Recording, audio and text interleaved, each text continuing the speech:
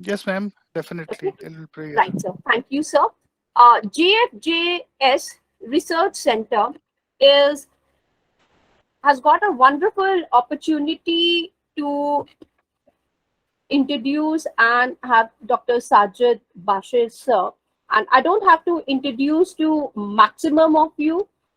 Each one of us are aware of Sajid, sir, very well. We have been, I should say, attending, participating in one of the sessions, research better. And I think now he has come up with a different name altogether. So before we can begin with the lecture, which sir has very nicely given me the topic, that is philosophy of research management. And to be very honest, the moment he gave me this topic and I shared it with some of the scholars, sir, I was amazed to find out that each and every scholar, thanked me for this particular topic. And on behalf of all of them, I'm also thanking you for giving us such a wonderful topic for this particular masterclass lecture series, sir. And to those of you who are not aware of Dr. Sajid Bashir, sir, I would like to tell you all that he's a very well-known professor and working at Namal University at Pakistan. He has over 20 years of teaching experience and, with holding designations and taking care of the senior management positions in different universities at Islamabad. Apart from being HOD, Associate Dean, with his, many articles, research papers, which I had been seeing getting published in many of good journals, and I'm very happy that yes, we are all going to hear the most important topic which is required for in contemporary research topics also side by side. Now he is a professional trainer and a master trainer for the Namal Executive Development Center, and then he had been training a lot of executives from different organizations in Pakistan and Islamabad, I should say, and even associated with some of the companies like PwC USA, then Siemens Germany in Germany, and these were especially, he shared this information that they were the World Bank funded projects. Under him, I should say there were 15 PhD scholars who completed with the thesis work and more than 150 master's level theses. So I think I'm not supposed to speak a lot about it. He is like a teacher for all of us, and let us go ahead, welcome him with a round of applause, number one. And number two, sir, now the ball is in your court altogether, and I invite you for sharing the information as well as the knowledge that you have chosen for the day, and that is the philosophy of the research management. Thank you, sir, for that wonderful topic also, once again.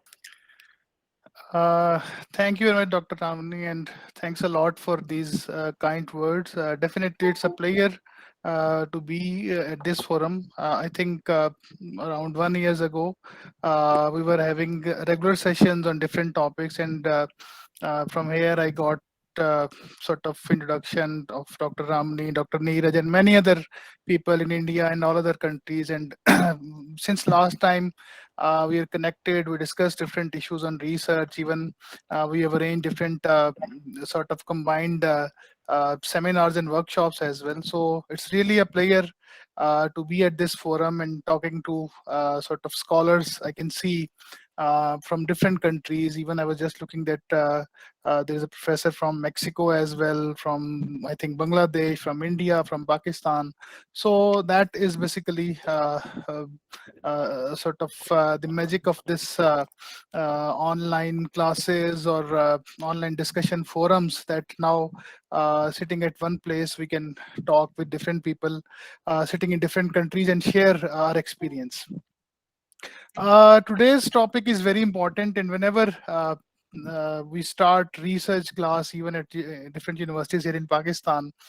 This is something which I focus most, because what I have seen that when people they plan to sort of do research of any kind, like either it's a dissertation or thesis work, or it's a research paper, they generally start with different things. So those things are important that I'm going to discuss, but normally the order of those activities is not correct. So what I have seen, that people, they start with in my area in HR or organizational behavior, that we need a research model, sir, so can you help us in having some novel model, or can you help us in having some sort of research gap?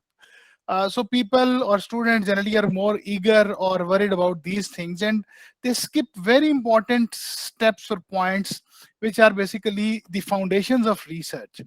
And since we ignore those points when we complete the research activity, the foundation of that research is weak. And as a result, majority of the papers which students write or do a lot of effort and hard work, then they are sort of frustrated that now why people are not publishing it.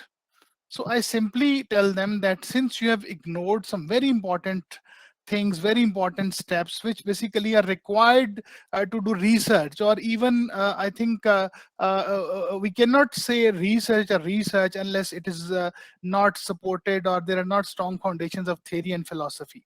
Even the degrees which many of you are pursuing, PhD, that is Doctor of Philosophy. Now, why the philosophy of subject is important to understand for any type of degree, what is the requirement and why we need to do it. So basically philosophy is a kindly mute your mics, Dr. Ramani, if you please see if anyone mic is open, you mute it. I take care about it, sir. Thank you. Okay.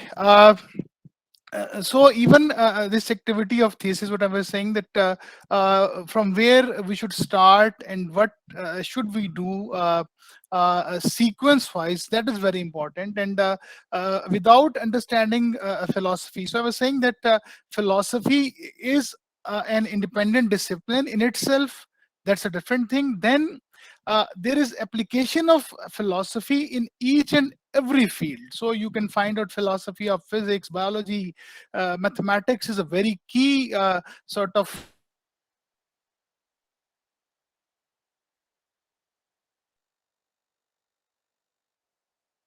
Excuse me, sir. Your mic is muted. Ramani ma'am, maybe you have muted Sajid sir also. I think now you can hear me. Yes, sir. Yes, sir. Yes, sir. Thank you. Okay. Yes, we can hear you. The problem is that philosophy is apart from this thing that it is an independent discipline or a subject. There, for each discipline, there is a separate branch of that discipline which we call philosophy of that particular subject. Philosophy of physics, chemistry, biology, philosophy of even philosophy of management, and there is also a philosophy of research as well. So we need to understand the fundamentals of philosophy, and then we have to apply it to different disciplines. Then basically we can start our research from basic foundation on which we have to develop or build our whole building, or we have to construct entire research on that particular thing. And unless we don't go for that thing, maybe many of you, if you have done research earlier, you must have completed research papers. Maybe some of them even have got published, or you must have completed thesis as well. But conceptually, people who don't understand philosophy, they're never clear about research. So today I have tried to sort of highlight some important areas of philosophy which are about research, and especially in last 2 centuries, especially after 1950s and after 1980s, what are the recent trends which are emerging in philosophy and how they are affecting research. Because in itself, understanding philosophy or philosophy of management research, that is an entire semester course which I've taught in different universities as well. So the main focus of today's webinar, because we've got 2 hours, in 2 hours I can simply explain to the audience that why philosophy is important, why we cannot do good research without philosophy. So once this point is clear to you, then your total orientation towards research, it changes. So I have seen I have sort of trained many hundreds of students in using this methodology, and they're doing very good research, publishing in very good journals. And apart from that thing, they are clear about research. What is the research? Why we need to do research on a particular topic? Which methodology I'm going to follow, and why I'm following that methodology. We don't need a questionnaire in every situation. We don't need interview in every situation. We don't need primary or secondary data in every situation. That basically is to be linked with the basic philosophy, the methodology, why we're adopting this methodology. And that methodology is linked with the philosophy, that why I'm conducting this research.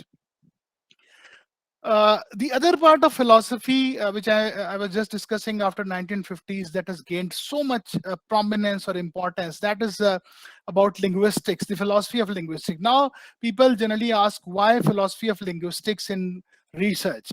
So that I'll also briefly explain that what is the importance of linguistics philosophy in research, any type of research and management research, because our results, whatever we find, we report it in words, we write it. The issue or problem which we identify, we have to write it down, we have to present it.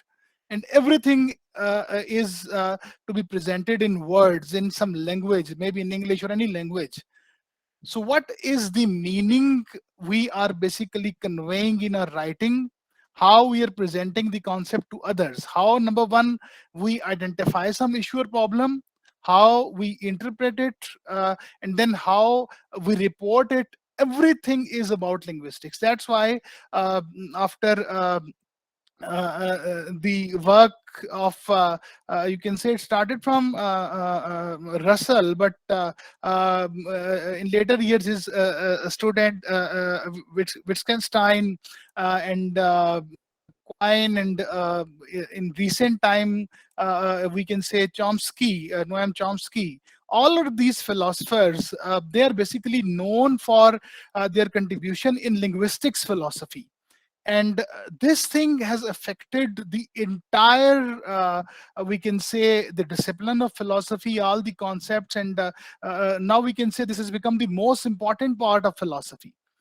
And in research, again, I think if you don't understand what you are writing, why you are writing, even each word, what should be the combination of words, how I should report it, how to write in some abstract way, I don't think you can do quality research. So I'll start my presentation, which will maybe for some audience, it might be some sort of unusual way of starting a research webinar. But this is the way what I feel we should start studying research or learning research, because once you follow this step, then once the basic concept of research is clear, then I think if you do any type of research, you know from where I should start. So you know the sequential steps, number 1, 2, 3, 4, 5, how I have to proceed. So I'll start my presentation.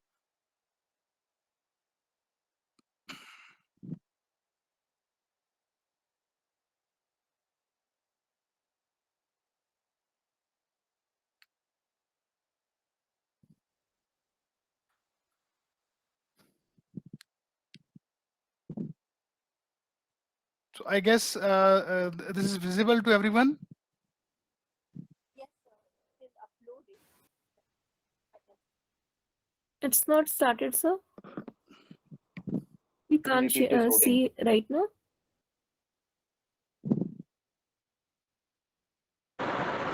Now it's Yes, visible, sir. sir. It is. Yes, sir. Now it is Visible, visible. sir, now. So it's visible. Okay. So let's start what my basic point is about philosophy, or why we need a sort of philosophical underpinning for research, any type of research. This topic is for any type of research, but specifically then we can relate it with management. But this actually is about philosophy of research, and with some sort of emphasis we can say on management as well. So if there are students from any discipline, this presentation is, I can say, it will work for them. So how generally we start research? We say, I just discussed, sir, I need a model. So 90% of students, they come to me, sir, just give me a hint, a very good research model, some sort of independent variable, a dependent variable. And so I need a sort of shortcut, or I need a gap. What is the latest gap which I should be working? If I work on that topic, that should be valuable, or I need articles, or I need data. So even I think most of you, if you are doing research as students, or even if you're teaching, you must have seen students. These are the common questions which students ask. While there is nothing wrong working on these things during research, but research should not start from these. That is the important thing. Yes, you need a research model, you need data, you need gap, you need supporting articles, but this should not be the starting point. You must be clear what you need to find, why to need to find, and how you will find it, which philosophy will support. So I'll start the discussion again with a sort of philosophical question, that suppose you're passing through a jungle and suddenly you catch a glimpse of something you're not sure what is there.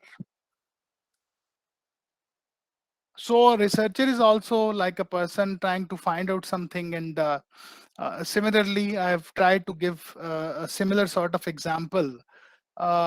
So when you sort of approach that object, you see this thing.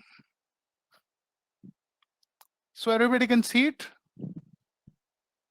For the No, interruption, sir. but we are not able to see your moving slides. We are only on the first slide only.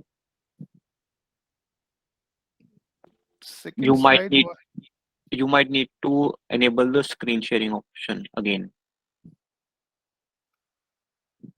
Just a moment.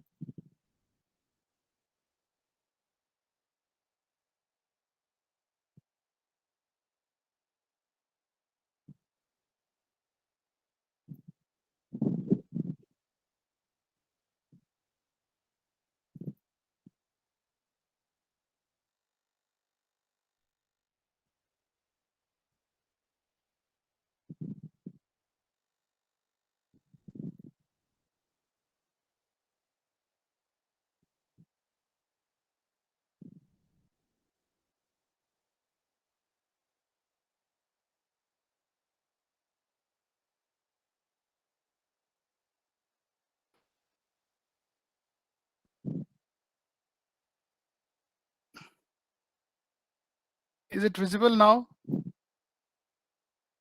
It is loading, sir.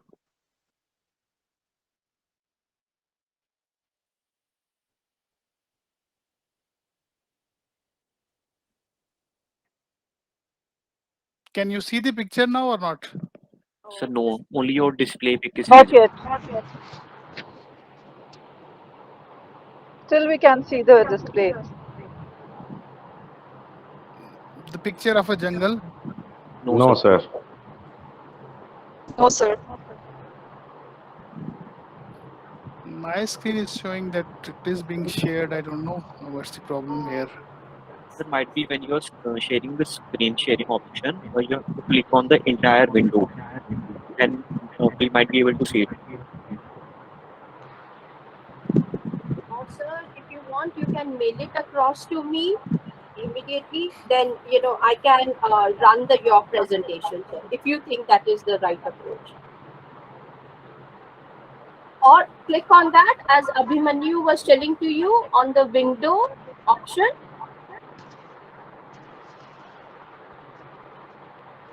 present now, a window, and then you have to carry forward.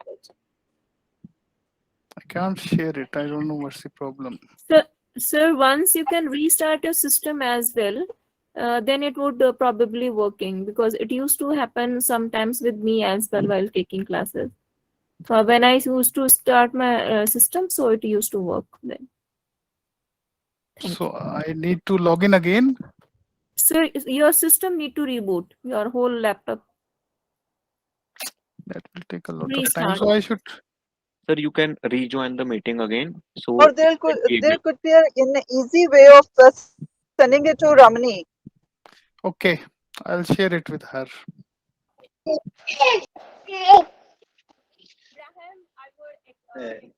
Sir, Hello, but sir. in that case, I think you won't be able to use whiteboards for making us. If it was required. If it is required, okay. Hello, sir. Let's see.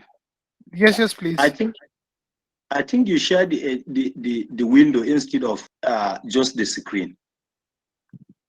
But if I share it, I cannot While- see the presentation.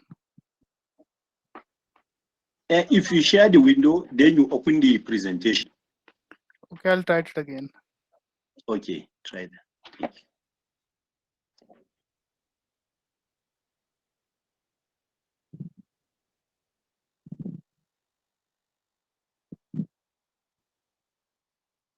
Sir, when you click on present now, you will be seeing three options: your entire screen, a window, a tab. You need to click on your entire screen. I clicked it. Yes, now. Now you have to. There would be a pop-up window. On that pop-up window, there would be a small screen coming in. Click on that and share on share.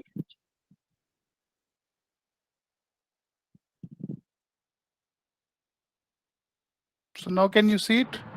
Yes, sir. It's visible. Yes, sir. Yes, sir. Yes, sir. Thank you. So I go to question again because that was a very important starting point. Now, so if you see this thing, what is this object? Anyone?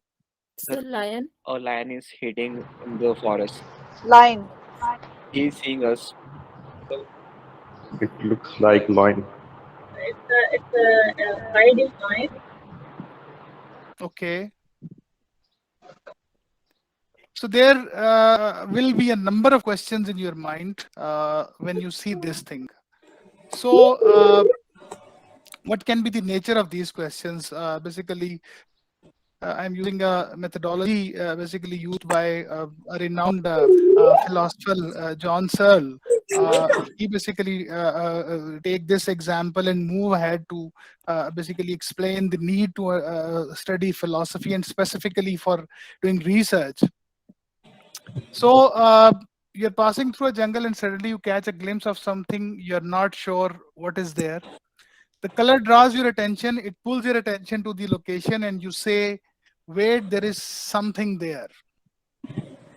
You say, look, it is a tiger, and then you ask some further questions. Is it a large tiger or perhaps a small friendly tiger? Is it about to leap or it is about to run away? So these are the questions definitely that would come in your mind at that time. Now there is a relation between you and the environment that stand in causal relations to one another. Before this thing, you are simply moving in a jungle, you are seeing different things. Maybe you are not deeply or minutely observing different things. There's a mic, I think there's some sort of distortion again. Now you're observing different, kindly mute your mics. So you can visually interrogate the scene to access those various characteristics which allow you to single out the object. So your main target from entire jungle, so much area, so much trees, you are now only focused to one thing. What is this thing? It's a tiger, it's a big tiger, it's a small tiger. What is the color of this tiger? Whether it will jump over me or it will run away. So there will be a number of questions, and now you have singled out one object from entire jungle. Your brain tries to solve mysteries at a time. Now you call a friend who is nearby to report what you have seen. So maybe you can call for help. But how you will report it? What have you seen? What words will you use? How will you report your reality to a person unfamiliar with this reality, sitting in another environment? That person is sitting in another environment, maybe in office, at home, maybe sleeping, and you suddenly call that person, look, I've seen a lion, and it seems that it might attack me or it will run away. How your friend will perceive what you are saying? So this basically, I just used the word name of philosopher Wittgenstein. He basically worked on these areas to clarify or sort of identify. He called there are two books in his entire life. He just wrote two books, and that basically became the foundations of linguistic philosophy. One was the Tractatus of Philosophy. It's in German languages, and then after 30 or 40 years, he wrote another book. So he basically describes different terminologies like different language games and also a picture theory, that you are seeing a picture, you are in a different sort of environment, your reality is different, and you are reporting that thing to a person who is sitting or living in a different environment, in a different reality, maybe in office, and you are reporting that thing. So the most important thing is that what you are seeing, how you are reporting, and how the other person is perceiving it. So just relate it with research activity, that whatever you observe, whatever you find, what is reality, what you are looking, you are singled out some problem or issue, and now you want to report it. So it will be very important which words you use, how you report it, and how your words will be interpreted by others. This is the main concern of philosophers, especially in linguistics, that the words basically, these are, if a person who cannot understand my words, it is simply a noise. But this noise is not something abrupt. It is coming after a very sort of a complex process in my brain, in my mind. And then I'm uttering or using these words, and I'm communicating these words, and all of you are listening these words, and then that information is being processed in your brains, and you are getting a different sort of interpretation what I'm saying. So the most important, one of the most important activity which I feel most of the researchers ignore is that how we sort of convey to other person what we found. So there is a very popular word, eureka, which a scientist used when he found the principles of buoyancy. I have found. So this single word basically describes a number of things, that what the feeling at that time, how he uttered or said that word, and how it was interpreted by others. So moving forward with the same example, the fundamental question being asked by philosophers for thousands of years, we can start from the very beginning, from Socrates, or even from pre-Socrates era, even from sophist, or maybe Pythagoras, or all the philosophers even before Socrates. They were mainly concerned about one thing: what is the reality of this phenomenon? What I'm observing, what I'm seeing, what is its reality? Is it something true or fake?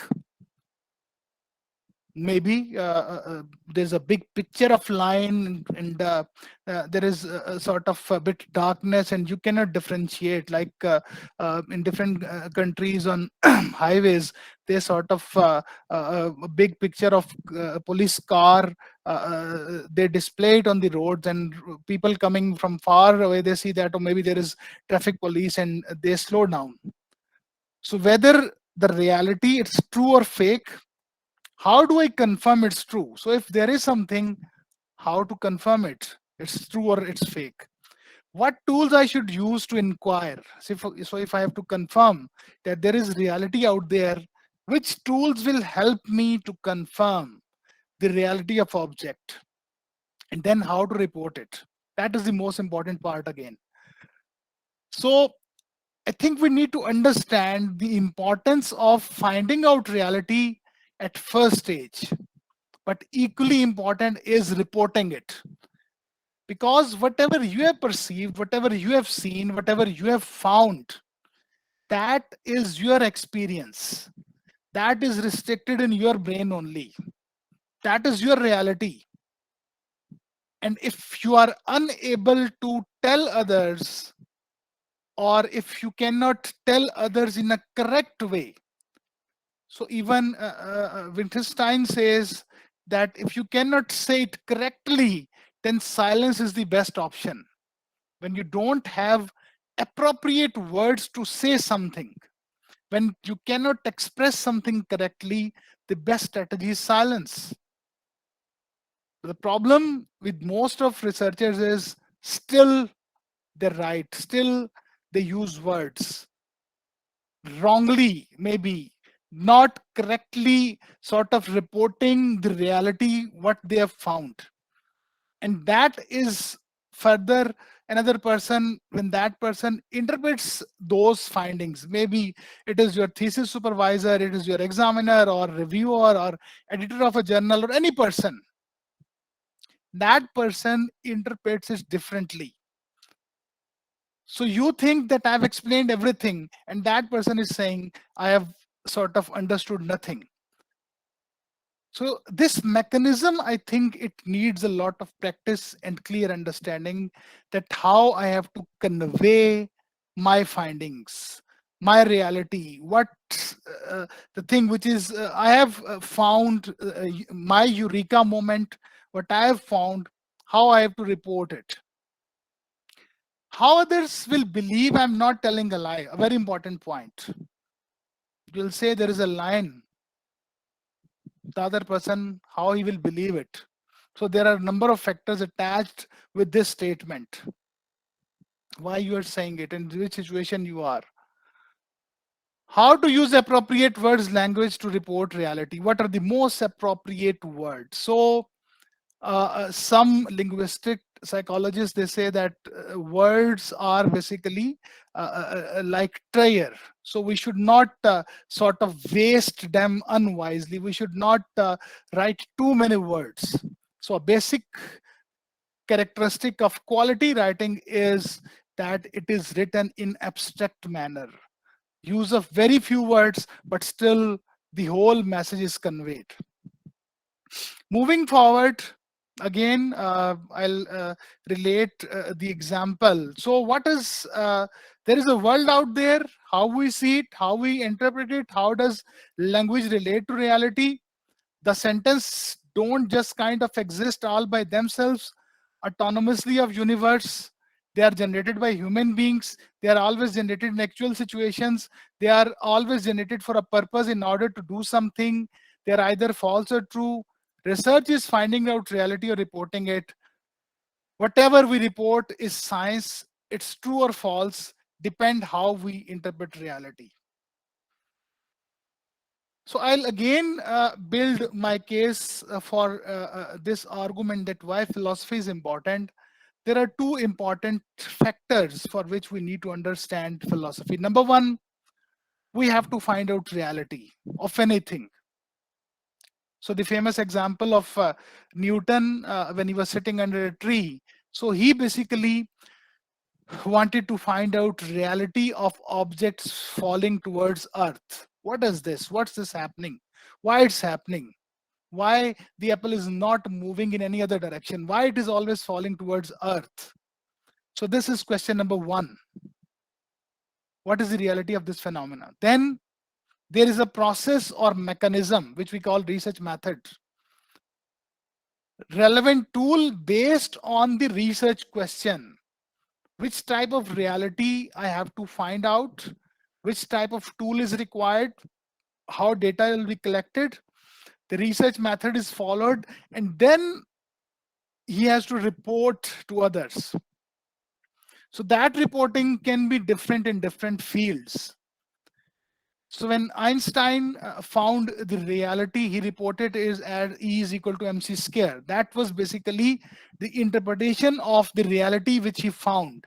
So scientists, luckily, they have got this benefit that they can maybe report whatever they found after their whole life's effort in few sort of alphabets in one equation, E is equal to mc square, or what is the value of gravitational force, or like Newton's laws, F is equal to ma. So the entire concept becomes very simple.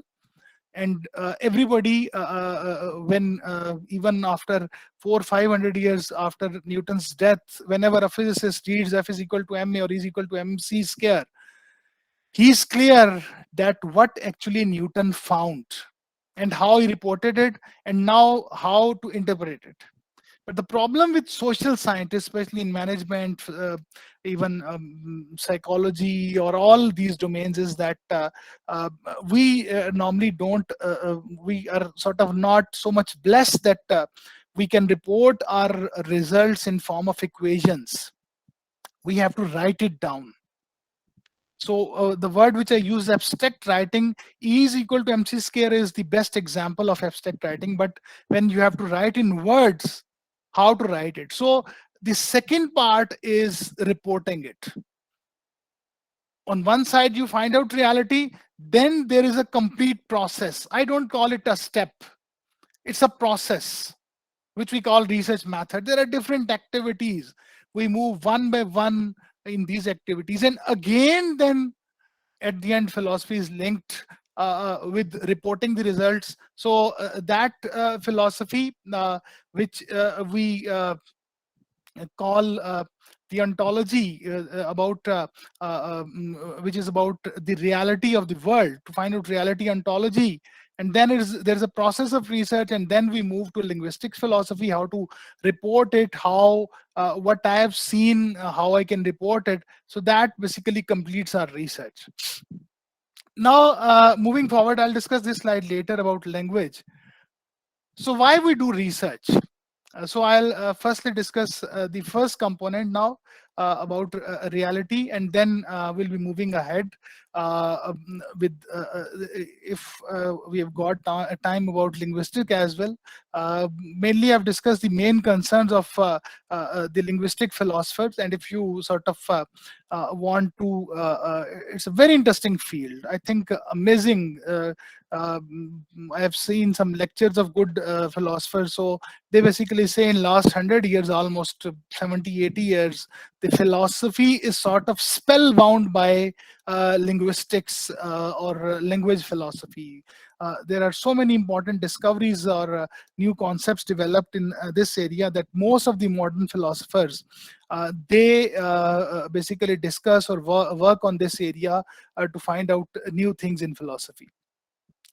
So to find out reality, again, if we look at the example, the line which you have seen, so if you want to find out what is the reality of this phenomenon, that there is a complete branch in philosophy which is called ontology. The ontology is basically about this thing, that how we can find out reality. It is about nature of reality and what are the methods to find out reality.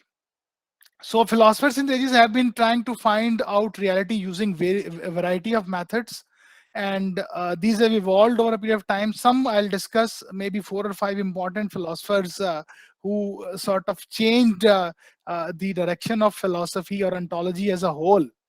And research basically is a scientific way to find out reality using different techniques. And as I've discussed, that we report our finding to others through words. So equally important is the domain of linguistic philosophy. So how it started, basically what we say ontology or the reality. So the first person normally about whom the whole credit of, or the person who is called probably the first philosopher of the world or founder or father of philosophy is definitely, you must have heard about Socrates. So I'll briefly discuss about the contribution of these philosophers, what actually they did. So Socrates in his life did not write anything because he was of the opinion that basically writing again the concept of linguistics, that writing basically sort of pollutes the concept, which basically whatever you are thinking, you cannot express it correctly in words. And there is a long debate about Socratic argument that why he should not write. So all his uh, work or whatever he said was noted by students, and his mostly everything whatever we know about Socrates, it is written by Plato, his student Plato. So his technique of finding out reality at that time in Greece was that he used to sort of go in different streets and different markets. And by the way, technically we call it a method of hypothesis elimination. If you can see this first bullet, the Socratic method is a method of hypothesis elimination. In the better hypotheses are found by steadily identifying the elimination those that are to contradictions. So what was his method? He used to go in market and ask question, basic question. For example, what is justice? So at that time, the society in Greece was sort of uh, they considered them well educated, a developed society, and they thought that whatever we know is something up to date and perfect. And he used to ask questions about from those people that what is your concept of justice? Why we're in this world? What is sort of morality? What is ethics? So other person would have replied like justice is this thing if there is equality in society. So he would say that equality is this thing, it is not justice. What else? So the other person, this is a hypothesis elimination method, other person would give whatever that person know about justice or ethics or morality. And ultimately Socrates, because of his wisdom and intellect, would take that person to a point that the other person sort of is exhausted and would say, no, I don't have any other answer. So then he would inquire, you're living in this society, you're at this position, you are up maybe some high up in government or any sort of minister or at this position, and you don't know about justice. And at that stage, people realized about their ignorance. So as a society sort of full of people having a lot of confidence that we know everything, whenever Socrates asked a question using his Socratic dialogue, this is, by the way, the amazing method of learning or even teaching. And I've seen that in developed countries, even in the beginning classes, class 5th, 8th, or in maybe in 10th class, they teach using a Socratic dialogue method. This is till date one of the best method to teach someone. Basically what that person know, one by one you ask that question, and ultimately when that person says that these number one, you can find out that how much that person knows, and secondly you can tell that person, no, this is not the meaning of justice. If you look at with this angle or this aspect, that is justice. So gradually his method, it became popular in entire Greece, and there were he was very popular in young generation. And the people who are supporting the system or status quo, they become worried or terrified. And the main allegation on Socrates at that time was that he's polluting the brains of young people in our society. And they were right, I think, in saying this thing, because now they started asking questions. Otherwise, they used to accept everything as it is. This is society, this is justice, this is morality, these are our traditions, and everything is in perfect order. Now they started asking question about everything, the authority of the government, different organizations, and the social issues or problems. And that became a problem for sort of the people in power in that society. And ultimately he was forced to drink hemlock poison, and he was killed. Basically, he was the first person maybe who was killed, who sort of willingly gave his life, because there were different options. If he would have sort of asked for pardon or anything, they would have forgiven him, but he did not accept. He said, no, I won't compromise in this thing, on this thing. And ultimately he died, just to protect or sort of support the method he developed to find out reality. Then his students, the first student like Plato, he worked a lot, and his basically theory is very important in this regard, especially if we look at, sorry,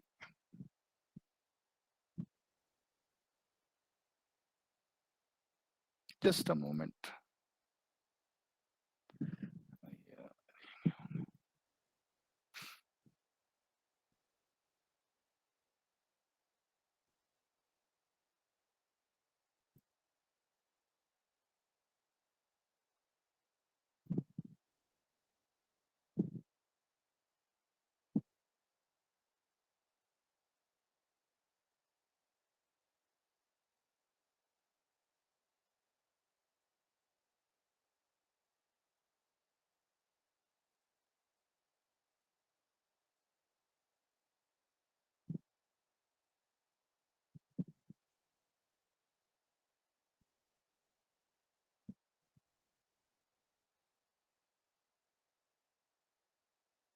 Can you see the screen now? The slides? No, sir, not yet. No, sir. No, sir. There's a problem, I think. Sir, you need to click on present now, then your entire screen option, wherein you are a dialog box will open. Then you have to click on the screen in that and share now.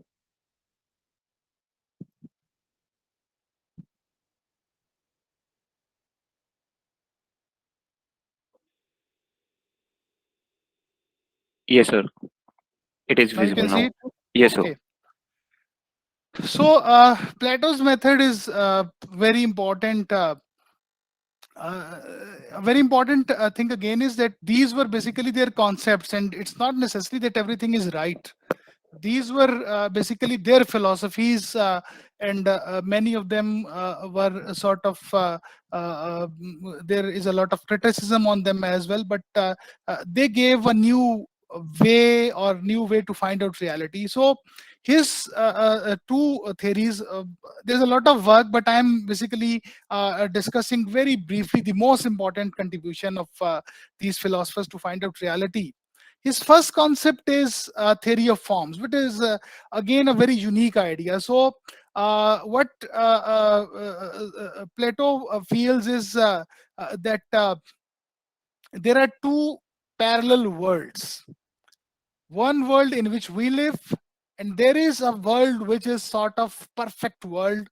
Everything, whatever is we see in this world where we live, is basically a replica or copy of that thing which exists in real world. So basically what happens is that the job of a philosopher or maybe a researcher is to identify different things from that world based on his intellect, based on in research, and then a sort of produce a report, a replica in this world, which is not the original world. So what is the implication of basically his findings or a theory of forms? That as per his opinion, everything, whatever we have found in this world using our sort of philosophy or research or science, that basically is already available in a parallel world. And the main job of researchers or scientists is to gradually discover those things, and they bring those things in front of us using a technique. Basically, his concept, everything in empirical world is an inferior manifestation of pure, which exists in abstract. Experience through our senses come from interaction of pure form of the matter of the world. Result is an experience less than perfect.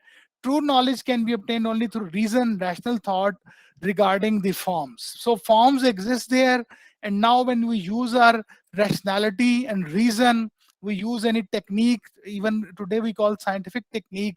As per Plato, the main contribution of that person is that he has introduced something which exists in real form, and we just see that thing in a sort of replica in this world. So basically, scientists or philosophers are very important people, because they show us those things, we use those things which otherwise, although they exist, but we are unable to find them. So that to some extent is something logical. If some scientist has sort of developed some equation or formula, he basically derived based on his effort or using reason or logic, which we are using, the entire humanity or people or any medicine, which he found, and now everybody is using it. So his concept was that that thing already existed, and his main contribution is that he found that thing. And now what will happen if we sort of accept this concept, that till the last day of this world, people will continue finding out things which exist in actual form. And that's why the job of philosopher or scientist, it will never end. So even today, people, they are working, they're doing research and trying to find out something which exists there, and they just through their work introduce it to us. The second important thing which he introduced, again, I think especially if we relate it with our social life or the way people live in this world, is the allegory of cave. Demonstrate how difficult it is to deliver humans from ignorance. Now, in Allegory of Cave, Plato basically claims, I hope this picture is visible, Plato's Allegory of Cave. Yes, sir. Yes, sir. Okay. Yes, sir.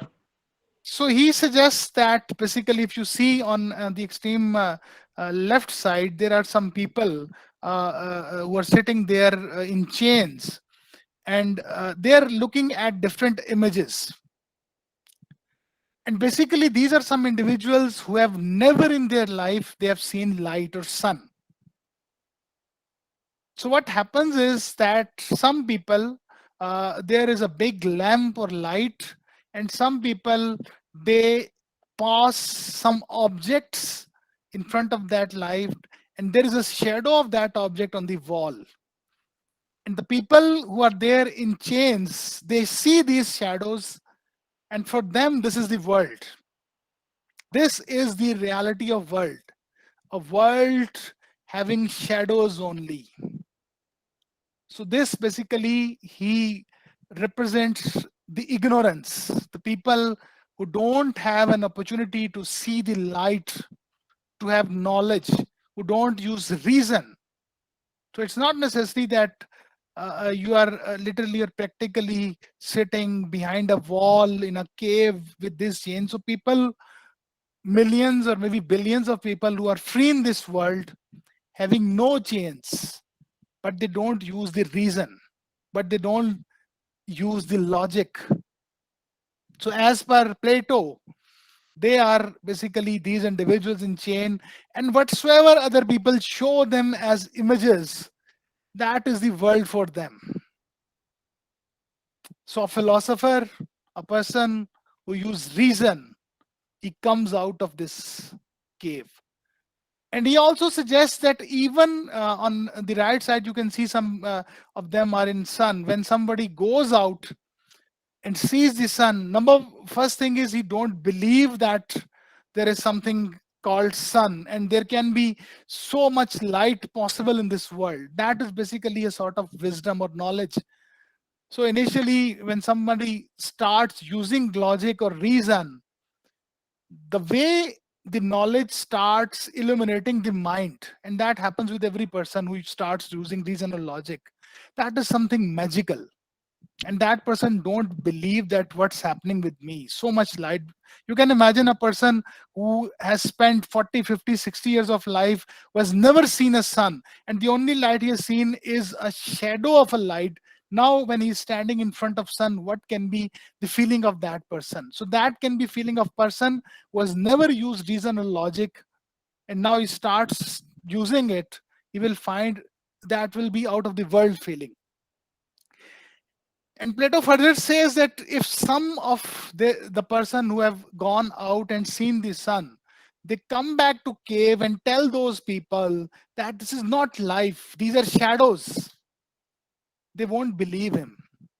Even they might kill the person because he's lying. They will say this is life. How can there be a sun? How can there be so much light?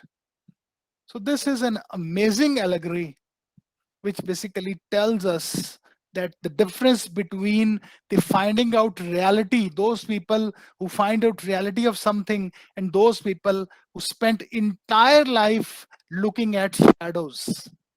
And that is something which we must see. Every one of us also should see this thing, that whether the life which we are spending, or so far the life which we have spent, you will find out most of the time there were just shadows which we have considered this is the world. And if that's the case, you need to look for those people who have seen the sun.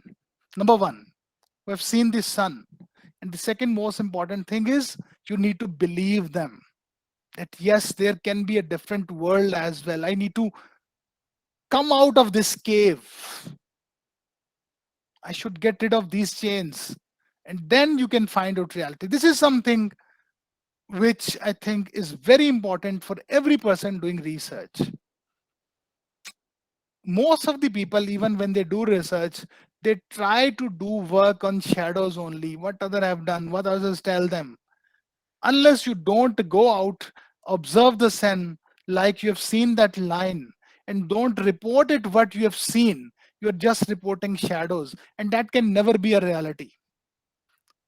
So this is a very interesting thing. I think we can discuss it for hours when I teach philosophy, and we discuss the allegory of cave. It sometimes takes many classes, but this is something which, if you can read it, there's this is a complete book, or I think a chapter of book of Plato. So it can change. It has changed, and it has capacity of changing lives. Once you're clear, you have to simply analyze your life, because unless Socrates, unless the Greeks, they have not seen the reality, they were comfortable that we are living a very good life. And unless these people who are in this cave, they have not seen the reality or sun, they are comfortable with their life. Like many of us, we are comfortable with our lives, that we are living in a real world and this is the reality. This might not be the reality. When you use reason, when you use logic, then maybe the reality which you will find out, that will be entirely different than what you have seen in these shadows. So this is something I call amazing work by Plato. So this is sequence. Socrates taught Plato, and Plato taught another big name, Aristotle. Aristotle again is the founder of modern formal logic. even the logic which we study today and its branch syllogism, that was developed by Aristotle, and he basically sort of negated Plato's concept of theory of forms. He said, no, there is no other world. Everything truly exists in this world, and that we can find out through individual observation. And he is rationalist and empiricist. So rationalist is a person who is using just rationality, and empiricist is a person who practically observes something, do experiments, and find out something. So he said, whatever you have to find, you can find out using empiricism. You should conduct experiment, you must observe that thing, and there is a sort of debate going on even till today in philosophy, that empiricism is correct or rationalism is correct, or there are different branches as well, other isms in philosophy as well. So this debate is still going on, that the people of science, they focus more on empiricism, while the other people in philosophy and other domains, they normally call rationalism is more important. Mind employs to gain knowledge, rationalist, and objects of the rational thought was information from sensory experience. Empiricism, reality for it was the world around us, not the objects of mind, which could be just fantasy. So he basically even at that time categorized different disciplines in different categories, sciences in different categories, and also found the causal relationship between things. So he said that there are different type of causes when we try to find out reality, like material cause, matter for which matter of which it is made, whatever we are looking at, what is the matter. Formal cause, form of pattern of object, what it is. Efficient cause, force that transforms the matter, who made it. So what was the original matter, and then what actually this thing is, and what originally this thing was, and how it is transformed to this thing, from one thing to another thing. And finally he talks about purpose, why exist. So whatever we see in our surrounding, as per Aristotle, these basic questions should come in our mind. We should be concerned that what it is made, and what actually this thing is, what is function, and how the form which we are looking currently, how it is transformed from another form, and why it exists. And the second important, I think, his contribution is about logic, in which he basically developed a science of logic, syllogism, and different type of arguments, which we call the premise and the conclusion. So there are simple logic questions here, but there are again, when we move ahead, we can find out different complex questions as well in logic. So if we say all humans are mortal and all Greeks are human, these are the basic premises. And what is the conclusion? You will conclude that all Greeks are mortal. This is the most simple basic questions which are used in logic. No reptiles have fur, all snakes are reptile, no snakes have fur. So I think any student of philosophy needs to develop this type of analogy in mind, because it helps you to relate different things in your mind, and ultimately you can sort of develop a map in your mind when you see something. Okay, if this is the cause of this thing, and same thing is happening because of this cause, what can be the possible result of this thing? In that context, the logic helps. From the logical tool developed by Aristotle and careful observation made and generalized, actually built a complete system that explain the world as it is. So using this method, you can basically explain the whole world, its existence, how it exists, why it exists. And his system shows the power of reasoning and the danger of premature generalization. Mostly when you reach at the third statement, if you don't use logic, the generalizations are incorrect, or in other words, whatever the reality you say you have found, that can be a false statement. Now I think we can stop here for a while, because now we are moving to another era from Greeks to modern philosophy of Western philosophy started in 1500 something, but mainly it was sort of promoted by Descartes. But up till this point, I can take few questions. We won't spend much time, but if there are some questions or confusions, I think we can take those questions, and then we will discuss some modern philosophers starting from 1700-1800 and some recent contributions, and then I think we can conclude the lecture that basically why philosophy or how philosophy helps us to find out reality. So if there are any questions, Dr. Namni, we can take those as well now.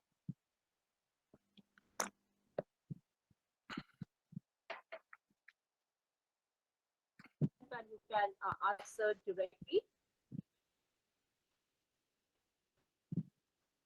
And if there are no questions, we can move ahead. So what the Just participants suggest? two hands only is reason. One is Abhimanyu. Can you unmute yourself and answer your query?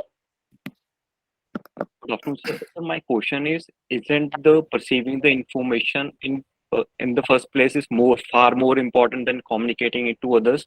Like an example, if I'm not able to understand myself as a researcher, how I would be able to communicate it to the others? Yes, So definitely. Yes. Any other yes, sir. question? So like it should be the it should have more weightage. As such, there is no sort of distinction in literature or philosophy that what should be having more weightage, but definitely the starting point is to find out reality. That's why I said then there is a process and then you report it. So just finding a reality, yes, it is very important, because firstly you must be clear, your method should be sort of robust method you have used, and you have used a scientific method, and there will be different questions about those things. Up till this point, yes, this is the starting point, because if you don't have anything to report, then what actually you will report? So that is the secondary part. In that context, we can say yes, definitely the more important thing is to find out reality and then to report it. But if we cannot ignore the importance of second point, because if you have sort of, if Newton or any scientist would have found all these laws of motion or anything, if they had not reported it, there was no utility of that knowledge. So it's also important that it should be disseminated, and disseminated in a correct way, in a manner that the other person is able to perceive it correctly, understand it correctly, and then it can be used for sort of a benefit of general audience. So yes, you're right that perceiving or finding out reality, that is much more important. You must use the right method to find out reality, but then reporting, it comes at the second phase, and that is also an integral part of science. You cannot find something like in ancient times people used to have formulas or different things, but they don't report it. And even today we don't know how these giant structures like pyramids were built or different things. There are different questions about that time, because they did not share it. So today it's important to find it and then correctly report it. Sir, I have a follow-up query. Like, is reality the reality? Like Einstein deduced there is a like black hole something. So whole of the universe was against that phenomena. Like Einstein is talking nonsense. It is not the right thing. After so many years, like this year or the last year, the scientists verified a black hole is something. It is made of this particular thing. So at that point of time when Einstein formulated it is the reality, he communicated to the world. We as individuals, we did not confirm it. It is the actual reality. Today, after so many years down the line, we are saying yes, he was right. So at point time zero, is reality the reality? How we validate it? Yes, definitely. A very important question again. The reality for a certain time period, it remains a reality unless it is not refuted. We'll see a philosopher's work, Karl Popper, who said that rather than finding out truth, we should find out reality of something through falsification, whether it can be negated or not. So normally, when some concept is presented at a certain time period, and this concept fascinates a number of philosophers or scientists or researchers, and everybody starts working with the same methodology, with the same concept, and for a certain time period, that remains a reality for entire world. And then there comes someone and who says, no, this might be wrong. The methodology, even in philosophy, when we see the work of David Hume, he basically suggested that rationality is important, but more important are our passions, important are emotions. So if we'll discuss that thing as well, that is, so if I want to do something, I won't see it's logical, I'll see whether I want to do it or not. So he gave a different concept, but after him, when Immanuel Kant studied work of Hume for maybe a lot of time, Hume remained, his philosophy remained dominant. Then he said no, the logic is more important, and he gave a complete process that how we perceive reality and how we report it. So our concern, I think, as a philosopher or scientist, there can be two sort of ways for working or doing research. Number one is that if sort of you feel like that this reality or whatsoever is being reported, this is correct, then people contribute in further developing that reality, explaining it more. And if you principally feel that the methodology or the reality which is being reported today is incorrect, then basically you can contribute by challenging it. So this process is going on from the day one. Hegel's method, dialectical method, he says that basically it's thesis and thesis and synthesis. That will, if we had time, we'll discuss that as well, that for every thesis there is always an antithesis. So the work of philosopher is to do synthesis.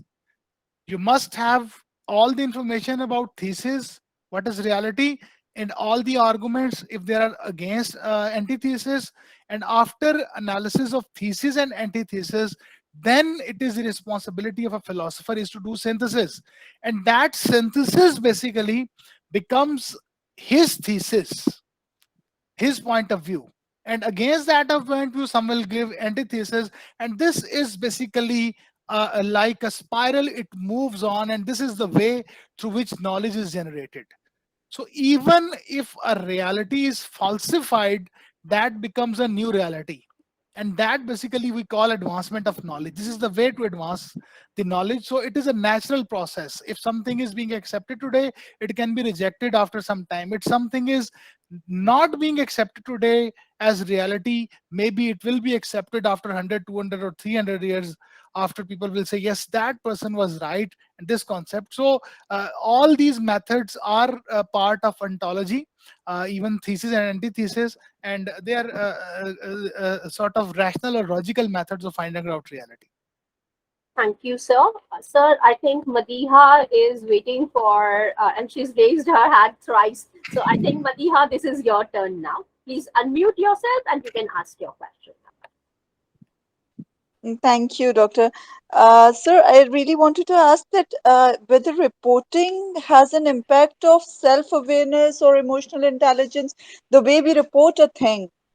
Does it have some impact of what we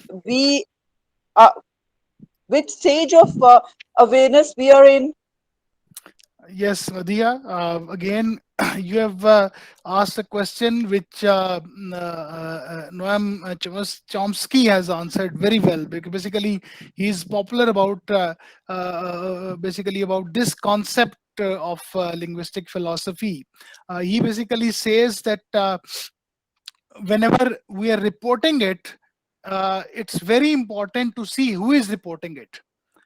because there is a human behind reporting that information, and the person has got a lot of characteristics. So basically he has related the words, whatever we write, whatever we say, with the person. Or if we sort of link it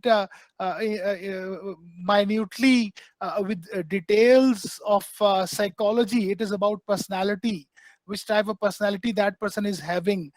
Then even behaviorism, in which environment that person was raised, which type of experiences that person had, because two people living in different parts of the world, one person having a different experience, another person having a different experience. Based on those experiences, uh, number one, how they perceive a thing, there can be a difference. But especially when they will report that thing, there can be a lot of difference. So yes, the person who is reporting the result, that is also important. So that's why if we look at different dimensions of finding out reality, so on one side we have got empiricism, where people say that we should conduct experiments or observe the reality and then report it.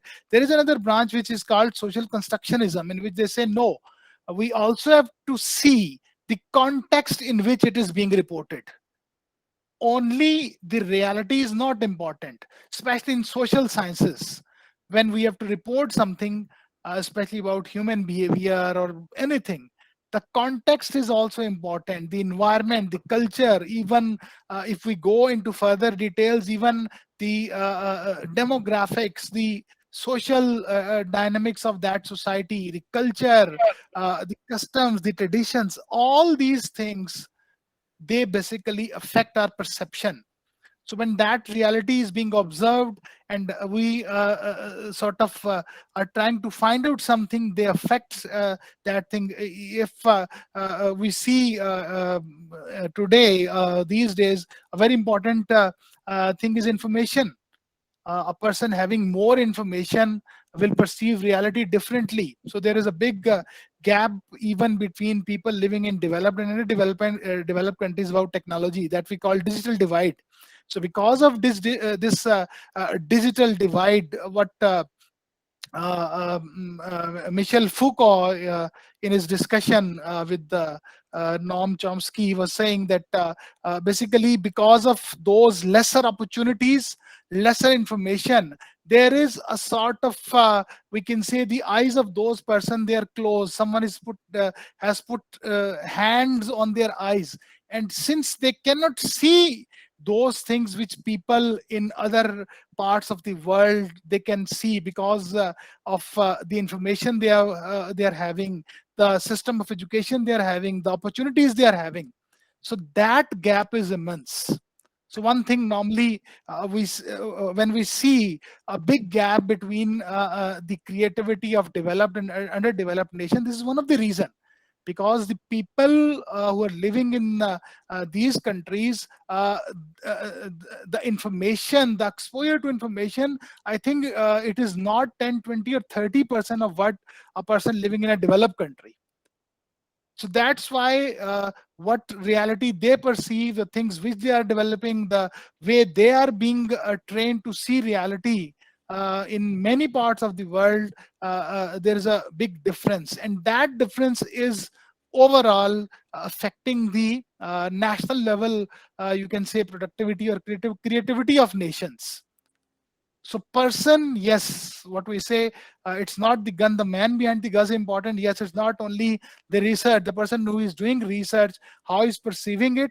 You will have to see, and you must read the work of Chomsky on this domain, where he has in detail related in 1960s or 70s. He developed this concept, and that is very popular, and basically is known throughout the world because of this work. That how the personality, it affects our perception of reality. And now how basically when we are talking, we're speaking, there's a difference between the argument of different people, how the personality affects that thing. So yes, this thing, personality, the person, his experience, his personality, it affects the writing or the words that person is using. Thank you so much, sir. Okay, I think So, we can move ahead.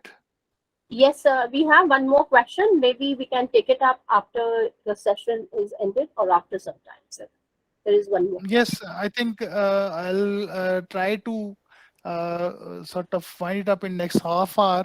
The basic Okay. concepts of latest concept of philosophy about reality, and definitely maybe we'll be needing some another session sometime to Yes, discuss sir. in detail the way forward or some latest concepts as well. But uh, I would request all the participants to relate everything with research. That if you don't see your research, you are doing it in maybe in human resource management or marketing or anything, whether you have sort of ever considered this thing, that which type of reality I am going to find out, and what I'm observing, and how I have, whether I've used a logical method, whether I have used rationality or empirical method. So a big turning point was in 1500 something, when Galileo challenged a number of concepts by Aristotle. One of them is in front of you. So Greeks, although apart from Aristotle, who sort of encouraged people to do observe, but still they were not very happy or not very fond of experiments. They thought that because when we use rationality, we focus more on logic and rationality, on our own ability or intellect, and we don't sort of go for external. So basically, the knowledge after 1500 is divided into two parts. One is knowledge, the reality within what we know, and the external reality, what exists externally through experiments. So, for hundreds of years, the world believed that the heavier objects, if we throw them from a higher place, they fall first, and the smaller object will fall late. Nobody ever tried to do an experiment, a very simple experiment, just to throw two objects from height and see whether it's true or false. So Galileo challenged this thing. He said, no, if we throw them, they will fall at the same time. And people said, how it is possible? We have read in this book and this philosophy. He said, okay, let's do an experiment. So he went on this, I think, Pisa Tower, it is called. And he took two stones, a bigger and smaller size. And when he threw them from that, dropped them from that place, everybody observed that they fell at the same time. Now, that basically again gave a new direction, importance of experiments. And Galileo, not only this experiment, there was another belief of people in Greeks, or even in the time of medieval philosophy. Medieval philosophy is the time period from Greeks till the modern philosophy. You can say for almost 1400 years, there was a philosophy when there was more emphasis on philosophy of religion. And because of the importance or prominence of this philosophy, the role of a church in West and all other places, the religious institution and philosophy of religion, that was more popular in that time period. So if you see philosophy of different religions, you will find out that that basically flourished in that time period. If we see the Muslim philosophy, we can see the works of Imam Ghazali or Ibn Rushd and all these big names. That was in that medieval period. So the modern philosophers, starting from Galileo, was a scientist and philosopher both. They challenged different type of things which people believed for centuries through simple experiments. And one belief was that sun revolves around the earth, and Galileo challenged it. And it was a part of their belief. It was maybe in their sort of books, religious books. And again, like Socrates, Galileo was also arrested, and he was sentenced, I think, life imprisonment, and he spent his life in prison. But still, when he came out of the court, he looked at the sun and said, it does revolve. So you can arrest me or punish me, but yes, earth revolved around the sun. So Galileo's method, and before him Copernicus, he developed a science of astronomy and different things. So a new wave started which focused on experiments. And in this time period, the scientists, they were sort of influenced by the experiments of like initially inspired by Galileo. Then this person, Francis Bacon, he wrote this book, Novum Organum Scientiarum, the new method, in which the scientific method which we use today when we develop different type of hypotheses, and we sort of accept or reject hypotheses. Then very important concept, again, this is something which is a must read for any researcher. He basically says that if you find out, you want to find out reality, you have to come out of your mind, and there are different idols in your mind which you need to break. The idol of I think cave, idol of marketplace, four different idols he identified, that unless you don't break those idols, you cannot find out reality. And the reality for these people, this was the use of experiments. And we'll discuss later about the experiment method which they called positivism. And based on these things, the first person, we can say the father of modern philosophy, he's Descartes. Descartes categorically sort of developed a scientific method, and his these words are very important. Popular, cogito ergo sum. I think, therefore I am. So there was this question going on from Greeks, like I think Socrates raised this question, or maybe Plato. I think Socrates, know thyself, know yourself. And he basically answered that question, why I exist, I think, therefore I am. So the basic difference between a human being and a person or any other creature is that the proof of my existence is thinking capacity, cogito ergo sum. He developed his books are called meditations, meditation 1, 2, 3, 4. The first meditation is about I think ergo sum, cogito ergo sum, that why thinking is important, why a person cannot be sure about anything, but one thing all time is sure for all of us is that we think. We are thinking. Even in this class, one thing where all of us is sure is that we are thinking. And I hope after this lecture, many people must be thinking that what we are discussing today, what is its value, what is its significance, whether I should study, or it is just wastage of time. No, I should use it for research. It is important, and this and that thing. Intellectually, especially these scholars of masters and especially PhD, they must sort of remember this thing. You cannot have intellectual maturity without a deep knowledge or sense of philosophy. That is 100%. Again, we cannot say anything is 100% sure or confirmed, but yes, in this case, I can say, because your argument, the way you talk, the way you give your argument, it can never mature without reading of philosophy. Which words I should use, how I should explain something, how I should argue, how I should answer something.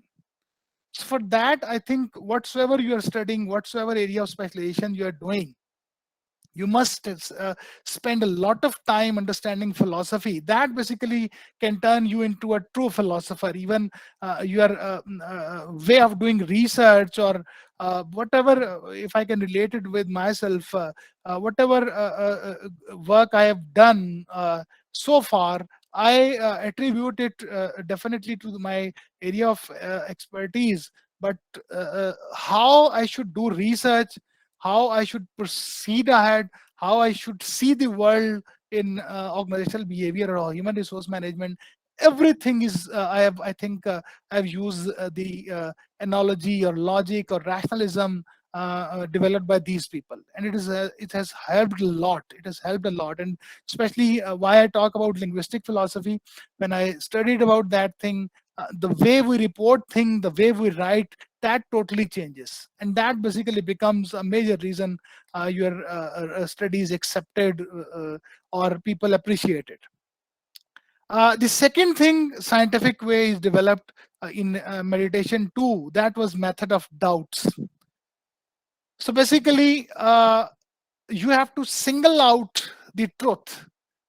So he gives the example of a basket of apples, and there are the good and bad apples in this basket. So how sort of to find out the good apples, the method is to sort of take out the bad ones one by one. You sort of develop a criteria. These are the worst bad apples, so you take it into another basket, 1 2 3 4 5, and ultimately you will reach at a point where you will have only good apples. So like Socrates, Descartes in life was developed to was able to develop this method. And again, this is very important method. If we learn to develop a method of doubt, so what was his technique to sort of differentiating between what is right, what is wrong, what is true, what is false, what is good, what is bad. So if anybody used to ask any question to Descartes, he would sort of see what answer I can give immediately. So the things which come in your mind immediately, that is the most raw or common form of thinking, and that everybody can answer. So Descartes used to reject that answer. Even in his mind, he would say, no, this is something which everybody can answer, so that might not be a comprehensive answer to this question. Just like throwing out the bad apple. So he used to think alternate option. What can be the other answer? What can be the third answer? What? So you have to keep on going until you reach at a point where you can say, this is something which is comprehensive, and this is something most unique, and this completely answers the question. So just use this method in your communication when you're writing something. When I teach philosophy to students, I tell them to use this method if you have time in exam answering the question. So whenever you want to write something, and if you feel like this is something, the idea, most common idea, what can be the alternative, what can be the alternative, and ultimately you come up with something that is entirely unique, or the reality or the truth, or in pure form, that basically, like Socrates, what he said, that reality or truth, it lies within. We just need to explore it. We generally do is that if someone asks us to give apple, we give them the bad one, because that is the most easy way to pick it. So firstly, you have to pick those bad ones and throw them out, and give the something which is good apple, or the pure thought, or the thought which you using a method of. So I think this is again something which all the scholars need to study or read in detail, the method of doubts, that how basically to eliminate the things which you feel are incorrect, and then how to report it.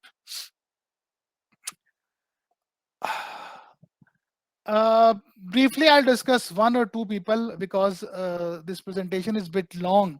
Hume, I've already discussed. He was empiricist. So after Descartes, Hume was inspired by Descartes, but he's developed his own concept. Although he was empiricist, but first time he sort of related rationality with emotions. Ideas are priori and represent universal bond between ideas that mark the cornerstone of human thought. Matters of fact are dependent on the observer experience. They're often not universally had to be true among multiple persons. Just Madhya asked a question, that is the answer by Hume. And most important thing is that what he in categorically term used, that reason should be the slave of passions. We do what we want to do rather what is logical. So the first important thing is the passion, or especially he categorized the passion in different, today we call them emotions, hate, love, and all these things.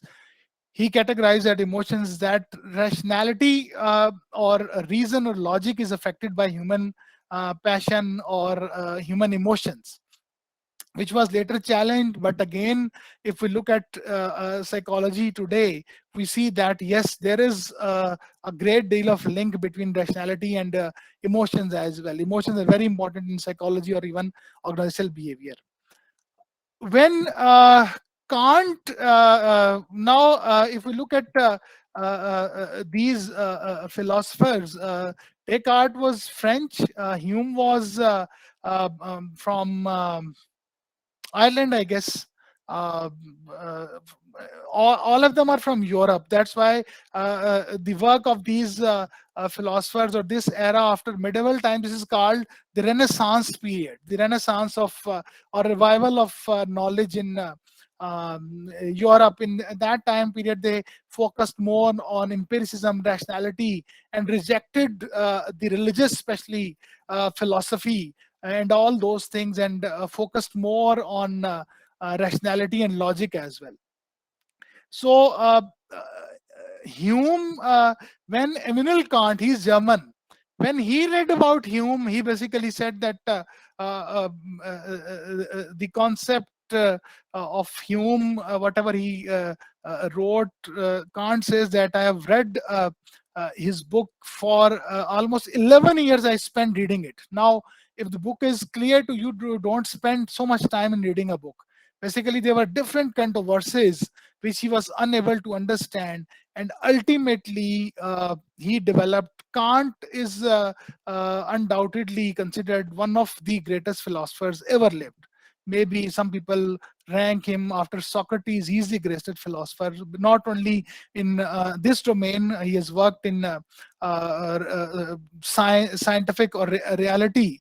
He's mainly popular for his work in ethics and morality. And I think the entire, you can say, most of the constitutions of the world or countries are based or developed on Kant's concept of equality or justice or morality or ethics in the society.